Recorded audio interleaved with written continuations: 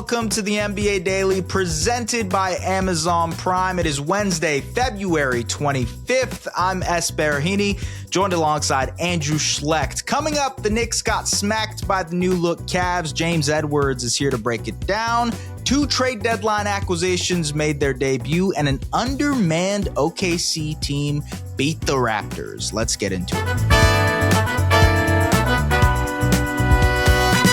All right. Good morning, everybody. Good morning, Andrew. How's it going, man? It's going great. It's great to be here with you. Oh, man. It is a blast to be here with you. And it's how ironic that it would be on a day where, you know, obviously the Oklahoma City Thunder head to Toronto to play the Toronto Raptors. It felt like it would be poetic for us to be on this show together. What a game. Also, very, very cool game, because I thought obviously no SGA, no AJ Mitchell, no Jalen Williams for the Oklahoma City Thunder. It was Canada basketball night, by the way. And SGA was not in the building. So it was kind of like they were throwing a party for someone who wasn't there, you know, but that's besides the point. A party for Lou Dort. Come on. Yeah, that's true. And for RJ Barrett, who was in the building as well. It was a festive thing with some Subway t-shirts, as you so eloquently. Those are cool. Saw. Those are cool shirts. They were nice shirts. I actually know the designer. Shout out to the designer of the Subway shirts. Anyways, look, this was a game that I think we have to talk about Cason Wallace. Yeah. He was incredible. He tied his career high, 27 points, 8 rebounds, 7 assists. He absolutely dominated. And I know you've talked about it before, but all of these injuries for the Thunder have opened the door for Cason Wallace to truly blossom. What did you see from Cason tonight? Yeah, there was a lot there for Cason.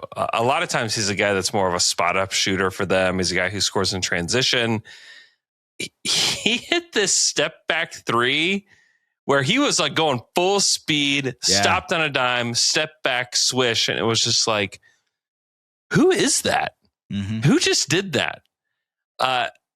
The other like big moment of the game was the Thunder had this giant lead because of this crazy run that Isaiah Joe went on, where the Thunder had a 6-point possession during this run, where there was a back and 1 threes, I think, in the span of 90 seconds. Joe had 8 points in 2 possessions as well.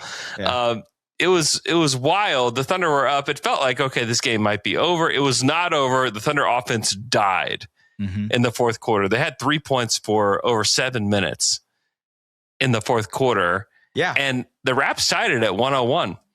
And who was it but Cason Wallace that saved the day for the Thunder? He had 2. He penetrated the paint, got 4 quick points for the Thunder, then got a steal in transition, dished out to Isaiah Joe for a 3. That like this quick like 7-0 run for the Thunder that was like a lifesaver for them. They were drowning. They were dying. And the Raptors were dominating them. Part of that was Scotty got hurt and had to go out. The Thunder ended up going on a 9-0 run there in the fourth. But a lot of it was that Cason Wallace was able to deliver. And it was just really interesting. You get to see him kind of in these like fun first half moments where he's playing really well. But then you get to see him in this pressure packed moment where Scotiabank's on fire. Like it is like. Yeah, the crowd was very loud tonight. Yes. The crowd was great on television. You were there. And that's a big moment for a young player like that to kind of come through for this team. So, yeah, he had 27 points, ties a career high, 8 rebounds, 7 assists to only 2 turnovers and a steal. He was spectacular. This is a guy who has started finals games. You know what I mean? Like, I think he is he understands his role on this team and what he is when they're fully healthy. And I think I actually asked Mark Daigneault about this pregame where I asked him about Chet Holmgren and how this might be like an extra opportunity to experiment with different things, knowing the guys are injured. And he says, we don't want guys to play out of what they are. You know, like you play to who you are. But it's kind of hard not to see how Cason Wallace has run away with this opportunity. And I think to a lesser degree, like you see AJ Mitchell being able to do that this season. It's just the Thunder are unfair, man, in terms of the amount of developmental stories we've seen from this team, especially this season. It's sort of a blessing in disguise that the injuries have happened because you know how you have opportunities for other guys, you know?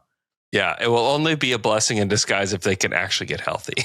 Yeah, that's true. Yes, that is absolutely true. Otherwise, then it's just like kind of a lost season. I do think that they'll get healthy. It's like, can they stay healthy?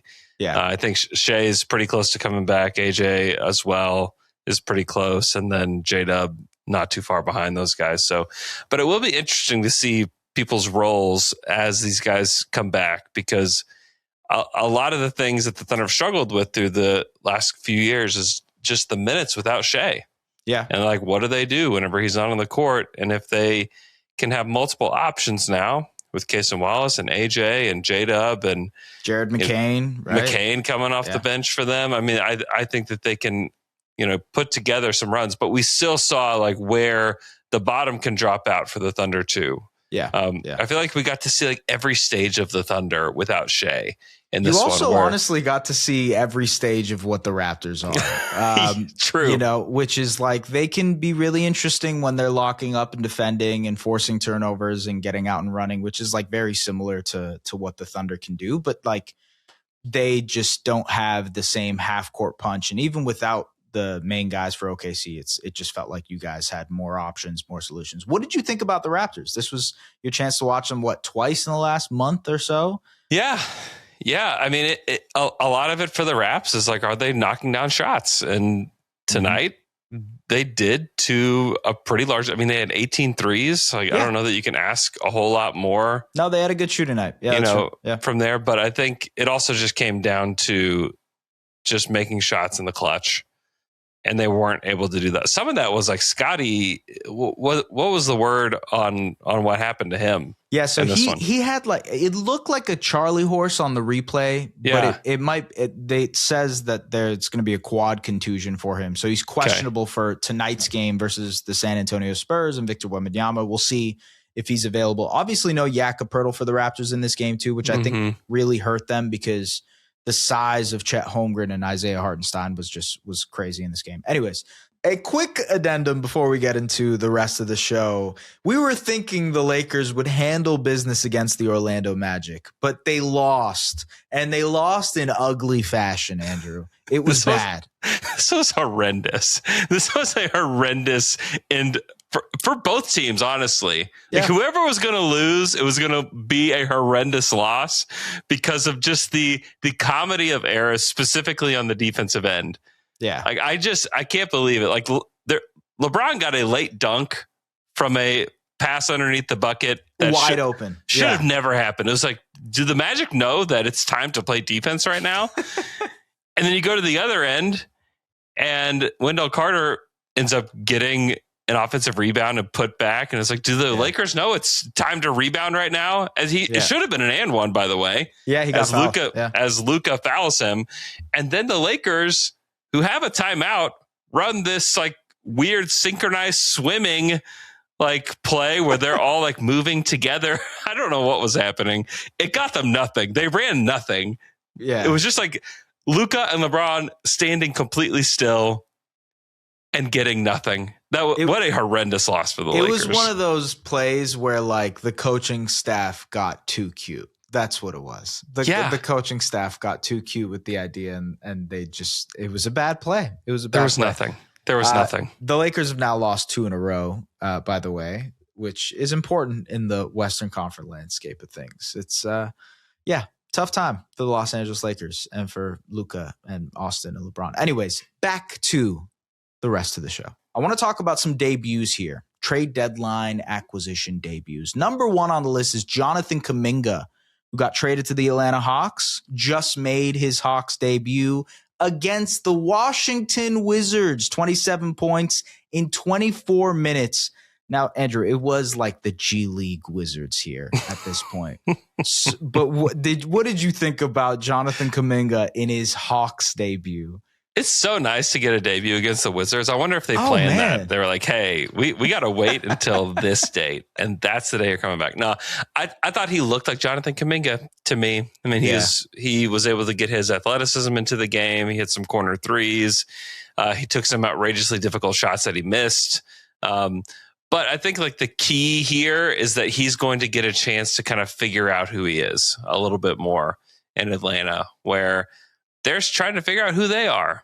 And I think that they have a lot of big athletic forwards that kind of run the court and can shoot it a little bit and play in transition. And he kind of fits into that mold. And so to me, if he can come off the bench, play 25 minutes a game, get some shots up, I think that that's what he needs to do. He also had some nice passing. His defense was okay, but I would like to see him against a quality opponent and see what that looks like, because this Wizards squad, there's a lot of like who he play for all-stars on this. Sure.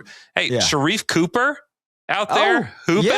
Yeah, he's back. That was cool. Yeah. But I thought it was a fine debut for him, even a great debut for Jonathan Kuminga, but I'm interested to see how his role kind of, cements as he keeps going. I can't give the great tag to a game against the Wizards, but that being said, like he did play free. He did. And I think 27 points on 12 shots. Yeah. I agree. That's pretty great. That's pretty great. I agree. You know what? Fine. I'll give it to you. I will concede the great for you. Okay. Coby White against his former team, the Chicago Bulls. He made his debut for the Charlotte Hornets. He came off the bench for this one, 10 points, 4 assists. He only played 15 minutes, but he knocked down a couple of threes as well. I was watching this game on the side as I was watching Raps OKC, and his screening ability for LaMelo and for Brandon Miller is instantly going to pop. Like they already have their guards screening like crazy for their ball handlers, but he fits in so perfectly well for that because he can shoot off of the catch. He can shoot off of the bounce. I can see him almost instantly working alongside Con Knipple. It's very seamless. The one thing I'm curious about, similar to what you said about Jonathan Kuminga, it's like the Hornets already have a lot of guards. Mm-hmm. Where does Coby White fit rotationally in that kind of group? But I don't know. I liked what he looked like in his debut. Yeah, he looked like a Hornet. Like the guard-to-guard screening stuff. He's screened for LaMelo, rolled to the basket, got the ball. Kick out pass. Yeah. Kick out to Josh Green. He missed the shot, but it was like, oh, okay, yeah, there it is. Like you get it. You get how to be a Hornet. So it was cool. It's funny that his debut was in Chicago because it was just like Bulls fans like, there's the floppy hair. He's back, I mean, but he looks like he's going to fit in well with them, and he fits the vibe. He fits pretty much everything for the Hornets. So good pickup for them, and we'll kind of see how everything takes shape for them. Yeah, maybe time for that 6 seed, race for the 6 seed, if you will, for the Hornets. Okay, Dejounte Murray also, he's not a trade deadline acquisition, but he might as well have been for the New Orleans Pelicans. He's been out with an Achilles tear for the entire season. He makes his debut tonight against the Golden State Warriors. He drops 13 points, 2 rebounds, 3 assists. He helped the Pelicans to a win over the Warriors. What did you think about Dejounte? Yeah, I thought it was just good to see him back on the court. Anytime a player has an injury like that, it's really difficult just to come back. Gone through a lot over the last year or so as well.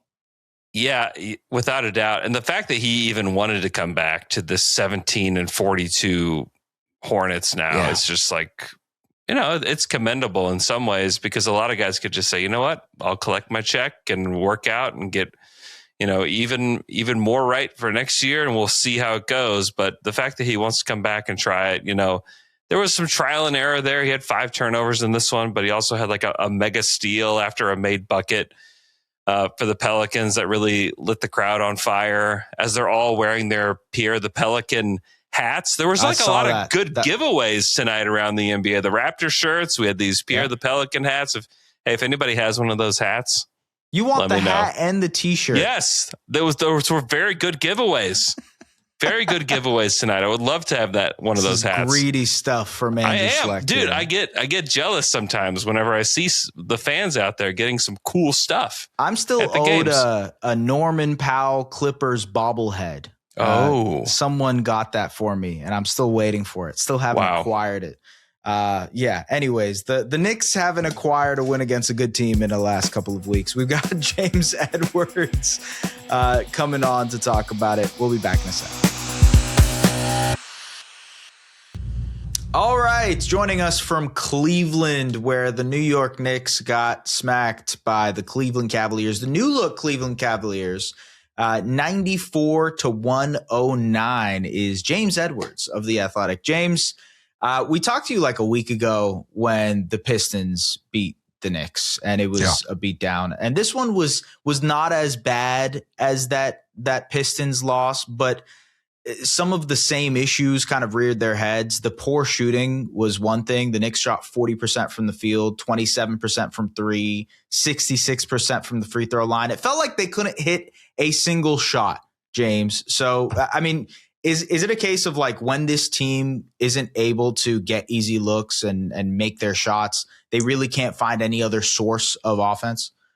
I think that's part of it. I was talking with somebody earlier, and there is some like last year's Celtic vibes to them in the sense that part of the reason the Knicks were able to take down the Celtics in the playoffs is Boston shot themselves out of games, right? And it feels like this Knicks team, when the jump shot's not falling, they're either down big and have to claw back, or they get blown out.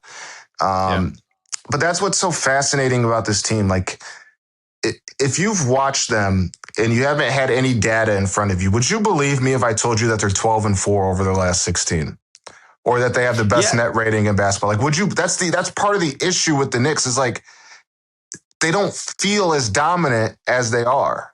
Yeah. And look, the perception because of the bad losses, it kind of makes things bigger than they are, right? Because this is still a team that's top 3 in their conference. You know what I mean? No, 100%. They're a good team, but they're frustrating and everything else in between.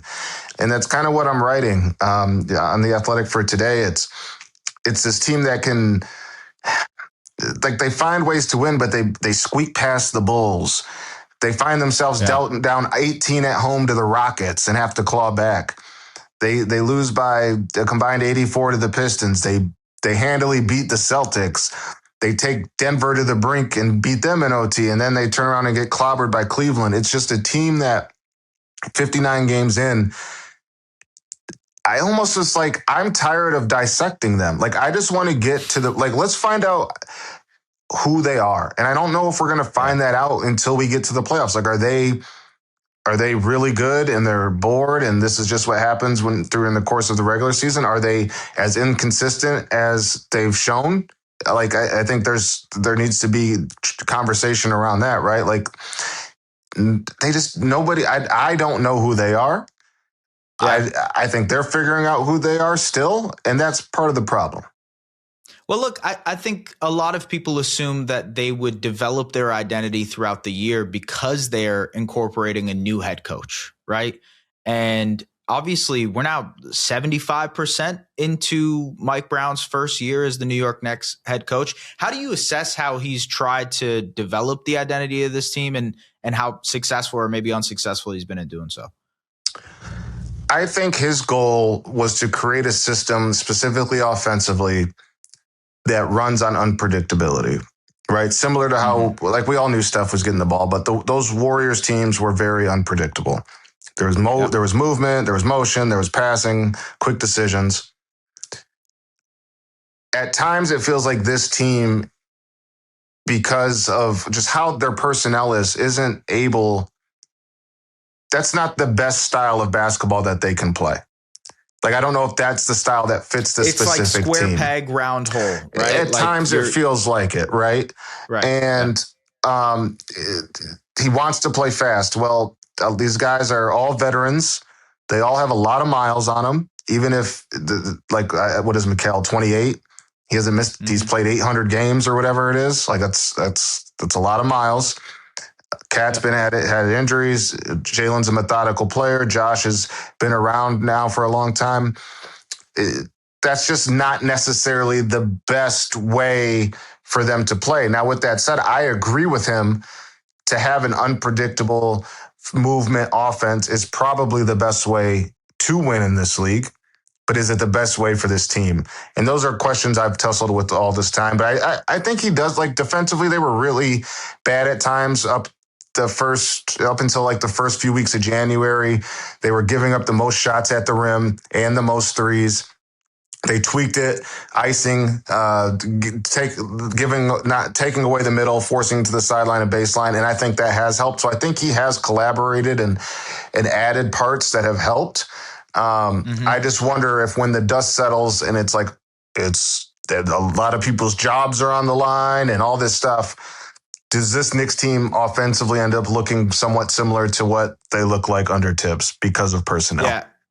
Look, and he's also going to get marked on how they do in the postseason, right? Like regular season basketball, winning games in the regular season is something they've already kind of established. It's can he get this team over the hump? And so maybe like the grading doesn't start until May when this team is in a second round series and they're trying to beat the Pistons or the Cavs or whoever it is. The other thing that I think Mike Brown was brought in to do was to empower Karl-Anthony Towns. And tonight, Cat took 5 shots.